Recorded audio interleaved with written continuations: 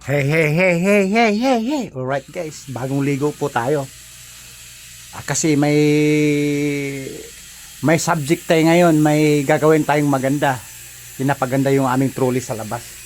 Sinasapian ng bakal kaya kaya naligo ako at magkakape po tayo. Alright. Guys, wala ba kayong napapansin? Sa lamesa naming bago. Guys, unbox po to mula mula Shopee, Lazada po to. Kasi kung nakaraan yung mga videos ko, yung lamesa namin kasi gumagalaw-galaw na ganun, gumagalaw-galaw. Kaya bumili na kami ng bagong lamesa. Ito yata type ng kulay ng anak ko o ng kasama sa bahay. Alright? Maganda. Para siyang gawa sa ratan. Pero plastic po siya, di ba? Alright. Kaya guys, bago ligo po tayo kasi may plano tayong, may routine tayong araw na iba, hindi items, hindi kayamanan ng Pilipinas, hindi pundo, kundi pagandahin yung truly, patibayin. Alright. Tapos bibili tayo ng bakal kasi may kulang nga daw. Titignan natin sa labas guys. Siyempre bago tayo lumabas ng bahay guys, magdadamit muna tayo at magsasapatos. Alright. Habang nagkakape. Alright. Whew. Tapos na tayo magsusyus guys, sapatos, magdamit. Kasi guys, araw-araw kasi ako nagsasapatos, nagtambak yung mga sapatos ko. Ayan o. Yan. At mayroon pa dun sa labas at mayroon pa dun sa ilalim. Alright. Ngayon lalabas na tayo. Hanapin natin yung susi ng motor, wallet, pismas, at salamin. Ayan, ito salamin. Alright.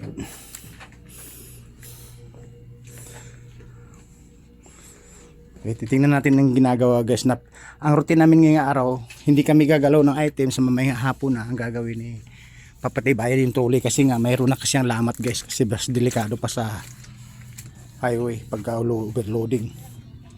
Ito guys yung mga bakal na gagamitin doon sa trolley namin. Nag-arkila kami ng grinder at saka welding machine. Ayan yung mga bakal guys. Kaya kaso nga lang guys, kinulang. Kulang yung flat bar para sa kabilang side. Anong sukat nito? Dos to na tapos lapad dos. Tapos sa bawlan kumuha ka ng uno. Ano may kalapay ng uno? O kaya 3/4 na. 3/4 na. Ano haba? Ganito lang yun. O 3/4. Ano haba? Kahit yung Isa dalawang dangkal. kasama Hindi, na ito naman ito na siguro laban nilalagay nito sa may doon sa may bunga doon sa may tali kasi paputulin lang na naman natin eh. Ito yung may kapit doon. Sa Ito. So may tali. Ito, tsaka ito. makapal masyado yung isa para maumumbok yung isa eh. Dito na lang ito sa sa may bungad. Tapos kumuha yung sa pangwelye, ganun din kanipis. Pang-akap. Sasama lang kaya tayo, magmumotor naman tayo eh. Sandali lang naman eh. Masabi mo yung Ano? 3/4. Si guys, bumili na katong bakal guys dito sa kabilang junk shop dito. Dito may junk shop dito sa malapit sa amin. Tapos yung pupunta kami sa malaking junk shop doon sa taas sa pag-ahon ng tulay, doon kami bibili. Kasi medyo mataas nga sa presyo ng kunti lang diferensya guys sa sa bago. Alright guys, ito kasi ginagawa na to. Ito, tignan nyo to. Nakaangat na yung sahig. Tapos ito, naputol na to. Ginalapa na lang ng bakal sa loob. Ito. Ay, hindi. Oy. Ginagawa pa. Ayan guys, pinagkasya yung panikwat ng vulcanizing namin guys. Ito, pinasok dito.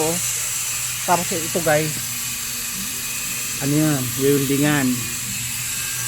Kasi sa biyahe ng biyahe, kailangan punduhan to na malaki, gastusan na malaki. Alright.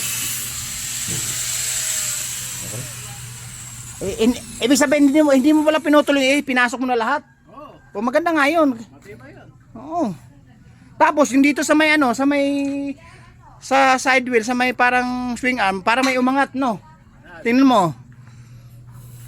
Ito. Talaga yan. Pinakatungkod eh. Ito, parang bumitaw sa welding yata. Oo, welding dito Tapos, yan. tapos, Aakapan ng flat bar dito. hindi na ipipix yan. Ganun no, tingnan mo yung sa kabila. Flat bar na to. Yeah. Tapos Ganyan flat bar. Lagyan yata ng tornilyo sa ano eh. Sa may gitna. Wala na. Basta- Pipix na natin yun. Iyakap to, ipipix to sa buildingin. Pipix na natin yun para wala nang nakatag. Ay dito naman, di bali, ganyan din ang kapal ng flat bar. Lalagyan dito sa kabila nakalagay sa loob. Sa loob, oh. Alright guys, bibili muna tayo ng bakal doon sa may malaking junk shop. Kasi nakabili nga kami sa unah ng bakal. Kinulang nga ng sukat, kinulang ng bakal kasi nga hindi lahat nabili. Alright?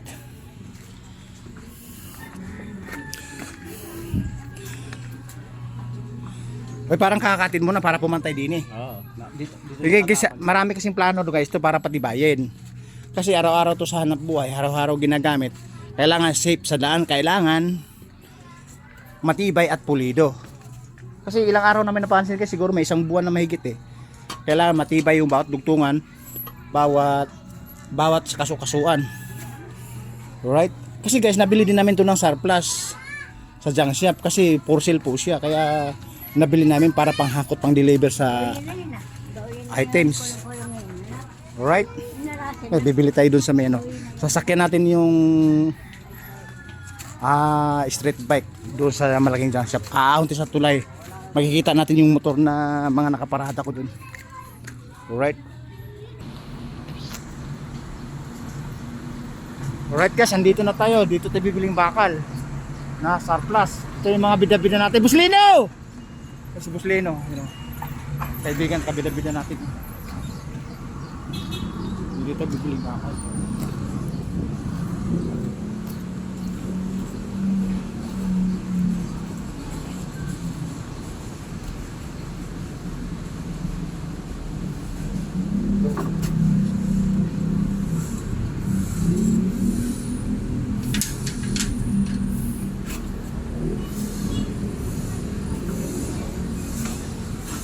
Boss, hanap lang ko ng bakal na flat bar. Kahit na dos boss, flat bar. Oo. Si Boss Lino? Ay. Dito kahit na mga retaso, isang di pa mahigit. Oo. Kasi dito tayo.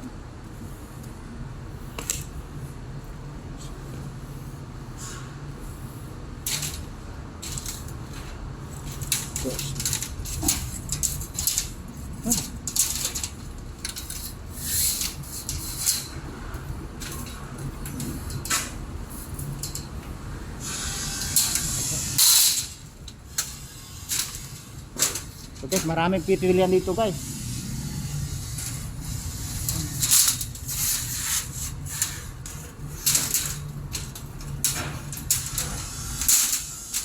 Ito yung sinasabi na uno. Isang uno na ito, makapal naman pala. Makapal guys yung uno.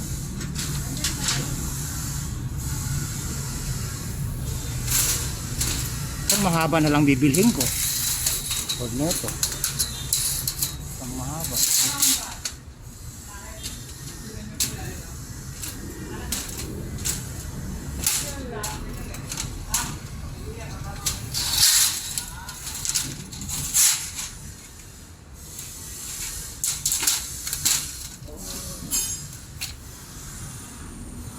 Alright guys, nakapamili natin ng dalawa. Ito. Ito na ibukod ko ito. So hindi na siguro to.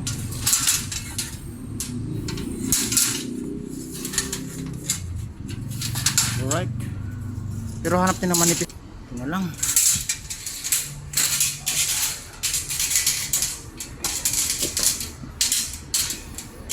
Boss, ito na lang.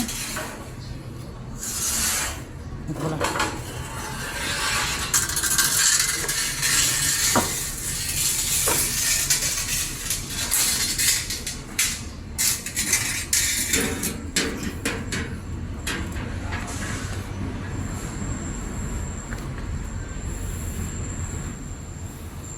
Ayan guys, tinitimbang. Alright.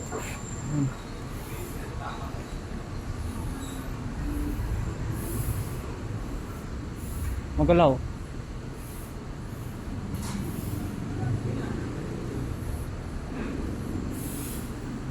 Gumagalaw kasi bakal kasi 5 kilo. Okay. Guys, 5 kilo. Magkano? Alright. 250. Guys, 250 daw. Ito pala.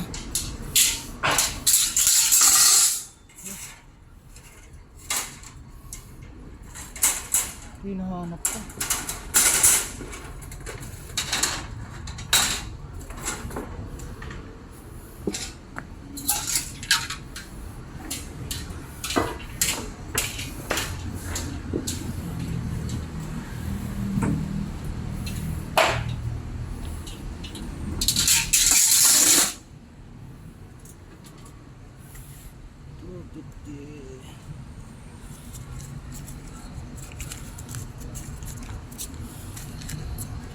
Sera, apa?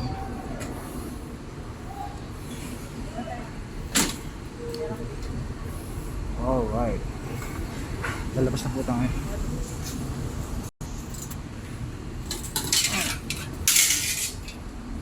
Lalabas na tayo.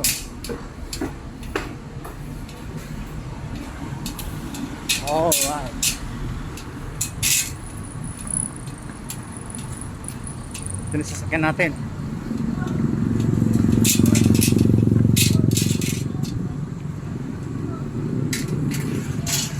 Kaway ka! Kaway!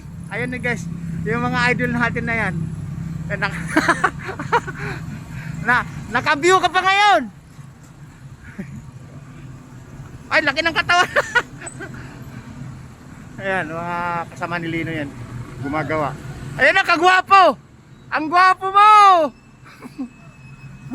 Alright guys, bababa na tayo. Masyado ng bida-bida eh. Guys, bagong pwesto din yan sa binibilan natin ng bakal doon. Kasamaan din yan. Kasamang building din to. Nagagawin, alright? Ngayon, uwi natin sa bahay kasi para maayos yung business natin.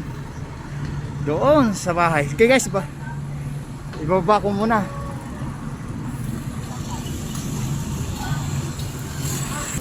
Alright guys, bababa natin yung bakal. Iiwan natin motor dito kasi masyadong masikip sa bahay eh, alright?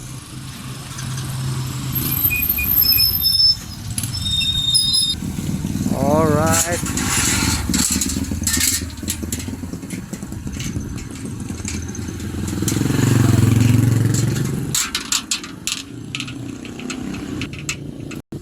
Ito yung ginagawa namin guys, ito. Okay na kaya to? Dapat naman isa lang. Paras na malaman ka. Hindi, yung ano. Yung kapares doon sa loob. Medyo yan isa ya. Hindi, kasi laki lang nito to. Ito. Yan, dos yan. O, diba? Ito uno medya to. Ito yung uno medya. Asan ito? Pero kasing lapad lang ano. Ano? Kasi lapad lang, dos. Yan, dos yan. O, diba? Yan guys. O, diba? Ay! Abono na naman ako.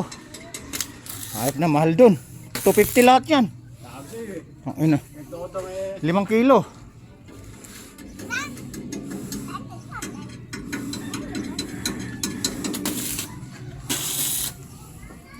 Teka, hindi mo ba? Teka muna. Hindi mo pinag-abot pala dito. Bakal na doon. Why, pupukpukin na gano'n, no? Oo. Alright guys, ipababa ko muna kasi ang routine ko ngayon, pagandahin yung trolley namin para sa biyahe deliver, alright? Biyahe deliver po yan. Kaya pinaganda po namin. Ngayon, mamayang hapon natin ayusin yung mga items. Ayun, ka-deliver lang namin kahapon. May items na naman para sa pondo at income, alright? Again, ang nag-welding yung stuntman ng San Juan Eco Bridge, nakaparehas ni Dante Barona.